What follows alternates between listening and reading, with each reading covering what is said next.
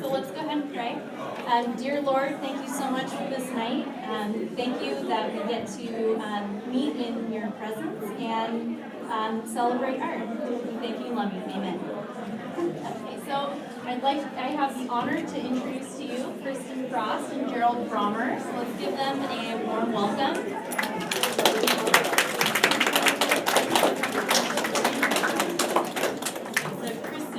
I've had the pleasure of going to school with you at Brommer Graduate University, and we're so happy to have you here.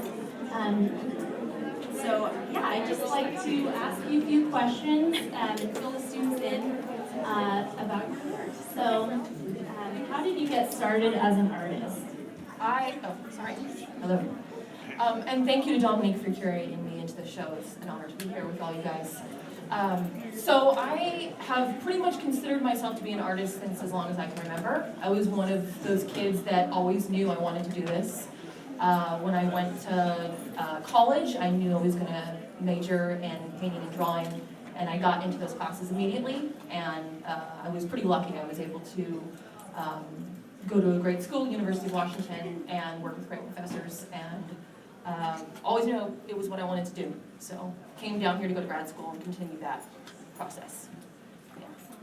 And what is your work about? It's a tough question because for me it's always changing. The artists giggle because they know that's hard to answer. For me, a lot of my work has to do with memory and also location and place of where I grew up and how I react to my current environment. I take photos that I have taken and I find in magazines, I cut them up, put them in collage form, and then I actually paint from those photo collages. So every painting or collage I do, I don't exactly know how it's going to turn out. To me, the process is a huge part of what makes a work successful or interesting because I get to experience the excitement of finding things out as I'm working on each piece. So I include both my own personal memories in it and also events and things that I consider to be important in my own culture and those around me. And I try to kind of let those moments unravel in the work so that you might get a sense of narrative or story, but you don't ever really know totally what's going on. And part of that is so that you guys as the viewers can add your own experiences to it and that they're not prescribed for you. Hello? Okay. This show is special because you both are teachers and artists. So what is it like being an educator and a teacher? Or an artist? Yeah, they're both wonderful. And to me, my two goals have always been to be a teacher and an artist at the same time. To me now, I can't separate those two things. My practice is connected to the students that I teach and what I teach in the classroom. And I bring back advice and interesting things I hear from them, and I incorporate that into my work as well. So the two parts are always connected. And part of the reason why I actually went to grad school in the first place was so I could teach college. I taught kids and teens and adults up until that point in Washington State, and I loved it, but I wanted a new challenge of your graduation from grad school. But I actually think the rewarding moments for me now come more from getting to teach all the time, which is what I absolutely love to do, and the fact that I get to continue my art practice together. So for me, the reward is that I get to keep doing what I do every single day, and that I feel so lucky to be able to have that in my life, and also just that I was able to get to this point. I didn't know if that was going to happen necessarily, so. Yeah. Kristin has to go teach a class tonight. I do, like in an hour. What was your scariest moment as an artist? I guess I've been scared a few times of just failing, at not being able to continue doing what I do, but then I kind of always realize, even if I don't get into a show or I don't show my work outdoors in a gallery, wherever it may be, I can still make my own work on my own time. And to me, that's still rewarding, regardless of who gets to see it. Of course, I love having an audience, and that's the most rewarding thing for me. But I guess the scariest part is just reminding myself having to push through those moments of self-doubt. And they come and go. Fortunately, I've had less of them lately than more, so that's good, yeah. And Kristin, who has believed in you the most over the course of your life and artistic career? I guess my parents have always been there for me. They knew I wanted to do art the whole time that I did when I was a kid in high school. They never pushed me to try anything else. And I'm lucky because a lot of parents, I think, might think, well, art's not a very sustaining career or one that you can necessarily keep doing or that you can make money at, but that was never at the forefront of what they thought. They just wanted me to pursue my passions, and I'm lucky that they were always there for me. And my husband, Greg, he's pretty good too. So we're present at a high school, and we have codes of conduct and rules that we follow every day. So what rules have you learned that have helped you in your life and career as an artist? For me, I guess my own personal rules have to do with the way I organize my space. I like having an organized space that I can then make chaotic when I'm working on art and then kind of put it back afterwards. And most people, I think, just assume artists must be messy, right? That they just have all the stuff that they do. And that's the case for me sometimes, but for me, the rules and the discipline come from kind of going through the routine and the process of letting it all unravel in the artwork and in the physical space, and then kind of containing it back again so that I can start fresh the next day. And then my favorite question, what rules have you broken that have helped you become a better artist? Yeah, I think most of the ones that are there I've broken. And the main thing is I think a lot of times people go into art classes feeling like there's this level of perfection you have to hit, right? That there is such a thing as perfect, and I really don't believe in that. I don't think there is such a thing as perfect art, that everyone can get better, and that everyone can continue to push themselves. And that's part of, actually had someone ask me that in my art class yesterday, like, when is this going to be perfect? And I kind of said, to me, I don't really ever use that word because I just don't believe in that idea. And that's probably the biggest rule that I've tried to break both in my own art and when I'm teaching. Because I want students to feel like they can be successful no matter how they approach it. Yeah. So I want to open it up to the audience. All you young artists out there, do you have any questions for Kristin or curiosities about the work? What was your hardest piece? Of the ones here? Yes. Hardest. So the question was, what was the hardest piece that you made? Probably the large one on the wall called Life Suspended with the yellow and black tape. It was the hardest and the best, I think, for me, just because that is a piece that's kind of pushing my work forward, and so it was hard for me to let that happen, and let it happen within the work. There's moments where it completely unraveled and things happened that I didn't necessarily want to happen. And the great thing about painting is, you know, one day you can let that be and you can paint over it the next day, or you can decide that actually is how you want it to be at the end of the day.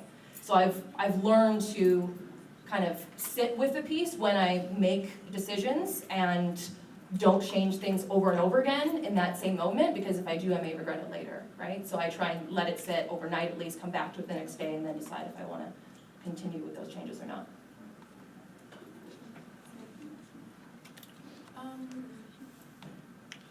No, I guess I just want to say thank you guys for coming. It's great to see young artists here. I hope that you guys are all inspired to make your own work. I know that in high school is kind of where it began for me, and if I hadn't had encouragement from good teachers, right, that it would have been harder to continue on this process. So I hope you enjoy your time in art class and in the future as well. And thank you for having me.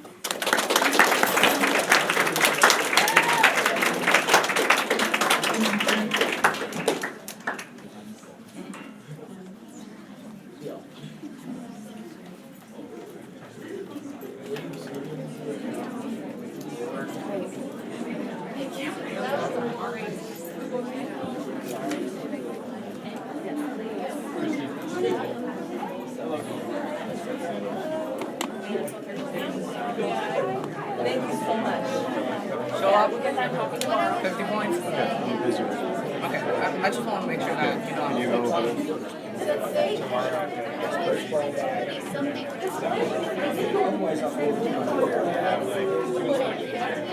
there's no way to get into it. It's a Sam?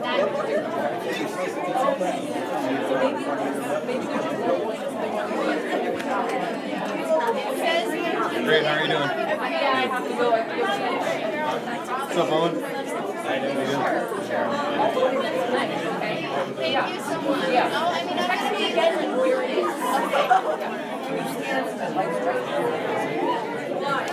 I'll put her so that your stuff is right behind. Okay, I'll move. Sorry.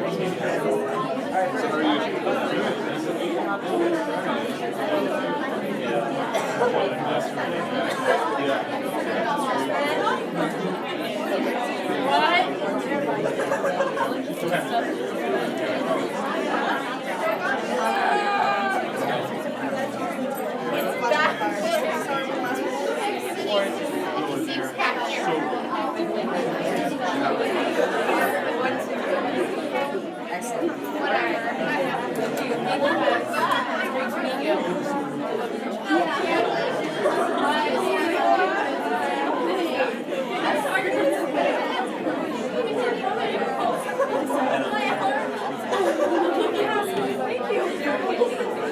how are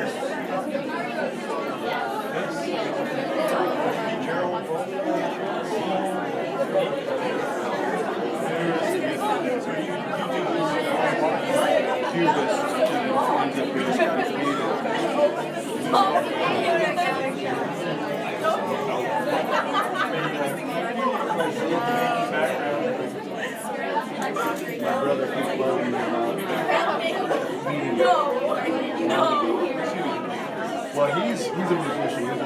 He coaches.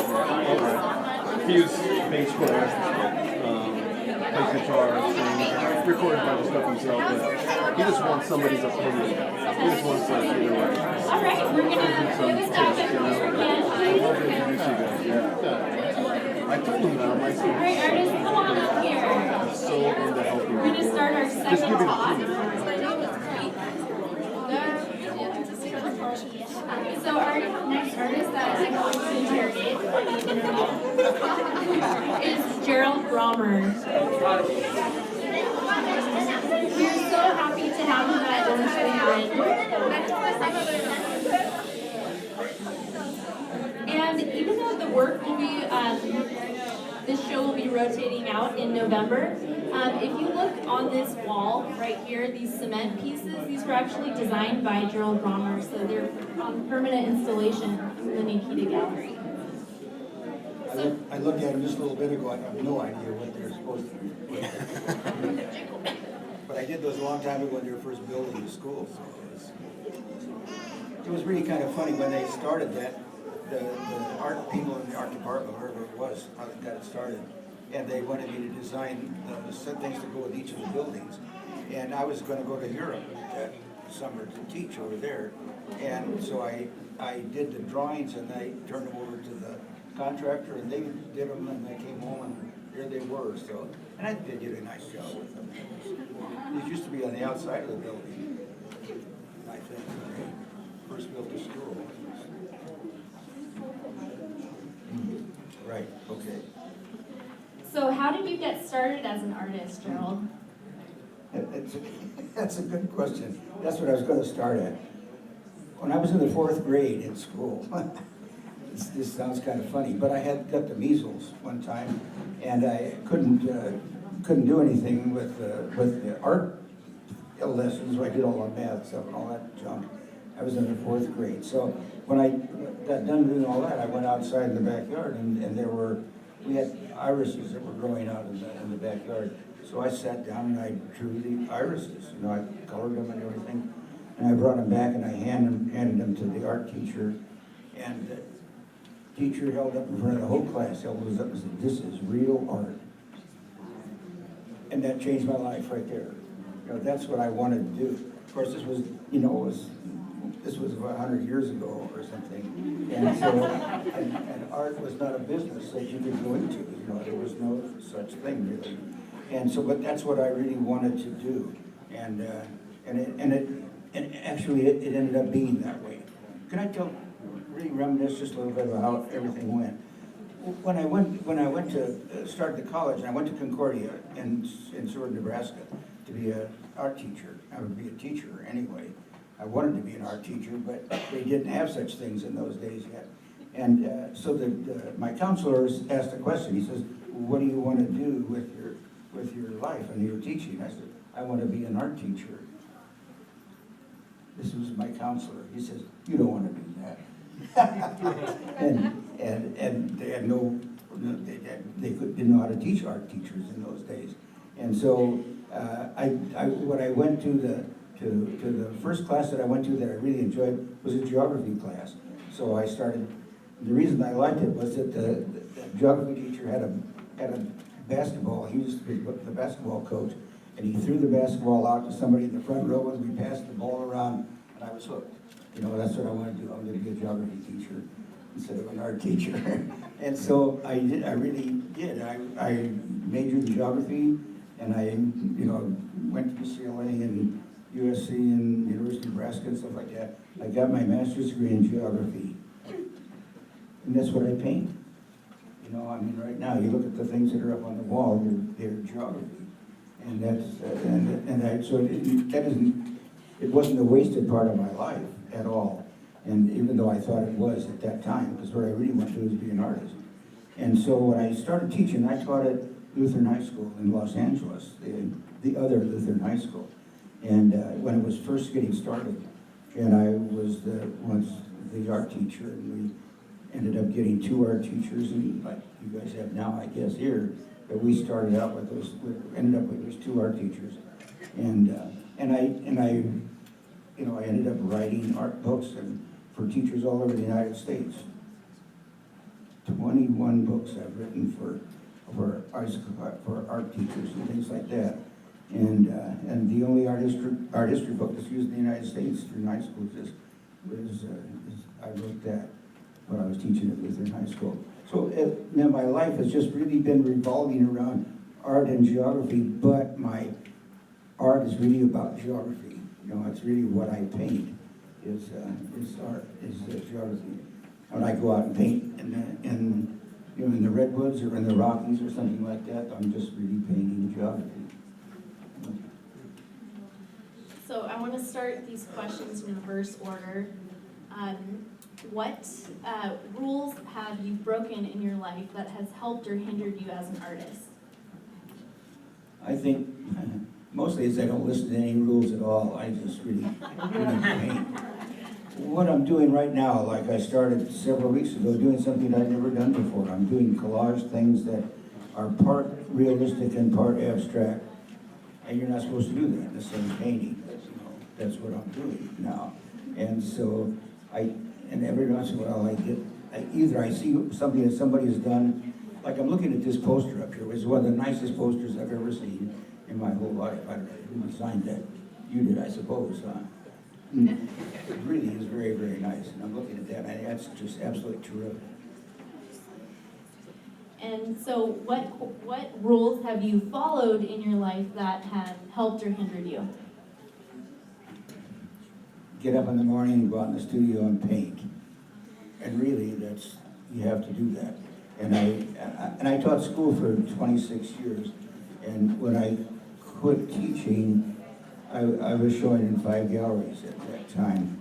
And actually, I was making more money selling paintings than I was teaching school. So, listen, this was really tough. I wanted to be a teacher all my life, so this was really a hard decision to make. And I really left it up to God to decide what I would do. Remember in the Bible, when Gideon put the fleece out and it got wet overnight, or then there was a sign? I tried that. It didn't work at all for me. I wanted a sign to tell me what to do. And I had a really hard time not going back to teaching school. That was a tough thing, because I really loved the teaching. I still do. I teach adults now, but I didn't, I love teaching high school kids. That's what I really enjoyed. And so that was a big problem. And eventually I just had to give that up. And I'll tell you what happened once. After I quit teaching, took about 2 years after I was teaching, there were adults that were starting to get workshops for painting in different parts of the world. You know, they wanted art teachers to do that. And people would call me up and I'd say, no, I'm painting. And I just used to paint continuously, day after day after day. And I was driving down the freeway one day and they were interviewing Steve Garvey, who used to play for the Dodgers, first base for the Dodgers. And they asked him why he always went back to teach to the high schools to talk to kids when he didn't have to do that anymore. I mean, the guy was a multimillionaire. And I can tell you exactly what he said, word for word. He said, baseball has been so good to me, I'm impelled to put something back into the pot. And it was like he was talking right here to the front of my head. I just about drove off the freeway. I mean, it was like he was just talking to me. And so the next people that called were from San Antonio, Texas, and they wanted the workshop. So I said, okay, I'll give it a try. I went down there and I stood in front of 35 adult artists, and I started talking, and their eyes were glued on what I was saying. I never had a high school class that did that, you know. Every single person in the room was fixed on what I was saying. I said, this is really nice. I need some more of this. And so when I got done with that workshop, or the next one that came up, I did that, and I've been doing it ever since. Now I'm trying to stop. I'm going to be 90 years old in a couple of months, and I don't want to do workshops anymore. I think I have 3 more next year that I'm going to get all back on the East Coast someplace. But I really have taught all my life, except for those 2 years that I was in between there. But first it was little kids. Actually, I started teaching elementary school, and then I taught high school for 21 years, and then I taught adults for 20 years and stuff. So, and I still do that now. Strange. Gerald, how has your faith affected your life and your art? I pray a lot, and I really, the fact that the success that I've had, anything that I've had, has all been by the grace of God. That's all there is to it. And I mean, I didn't intend. Look, when I started out, they wanted me to be a geography teacher, you know, and that didn't work out. So, but I do paint geography, as you see. Look at the stuff that I got on the walls here. The stuff that's abstract is not, but some of the representational things are the geography, really. And so I kind of have the unique challenge to put those two things together, the art and the geography. And I don't know that anybody else ever thinks about it that way, but that's the way I think about it. That's awesome. And what was your scariest moment as an artist? Or scariest experience? I was going to say, not getting into a show that I wanted to get into, that probably was pretty scary. I don't know. I don't know that I can answer that. I don't think I had any scary things that are really scary. I don't. Maybe when I fell down and broke my wrist and I couldn't paint for, a couple of months. That was scary. But other than that, I don't think I've had any scary moments. It's just been absolutely heaven, as far as I'm concerned. That's great. And who has believed in you the most as an artist? My wife does. She's here tonight. And Judy does too. Yeah. But people have, and that's a hard question to answer. I mean, a lot of people have. People that ran galleries, and I've shown probably in 15 or 20 galleries over my lifetime. And if they didn't believe in me, I would be sunk, but it was, so they do, still do. The people at books, the book publishers that I had, they do too. And it's, I really enjoyed writing books, especially for high school kids, which is what I did most of it. So speaking of, does anybody have a question for Gerald about his work? What's your favorite thing that you've done? What's what? Your favorite thing that you've done as an artist? Right there. No, listen, every time I get done with something, it's fair. Listen, right now I'm doing something, I got some out in the car, I should go out and get it and show it to you. I'm doing something that I've never done before. Collaging things that are, I have a show, which is at Judy's Gallery, which is gonna be in November.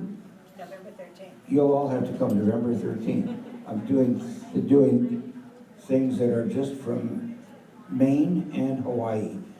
I've got sketchbooks, a stack of sketchbooks this high full of stuff, and about 4 or 5 of them are from Maine and 4 or 5 of them are from Hawaii. And so I'm painting those 2 places, that's all, in the show.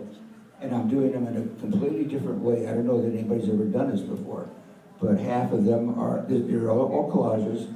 They're stained paper collages. I use Japanese washi, the rice paper. I use this and stain that with watercolor, and then collage that, and then paint over the top of that. The top half of each one of these paintings is representational. The bottom half is all abstract. You're not supposed to do that, but it's wonderful.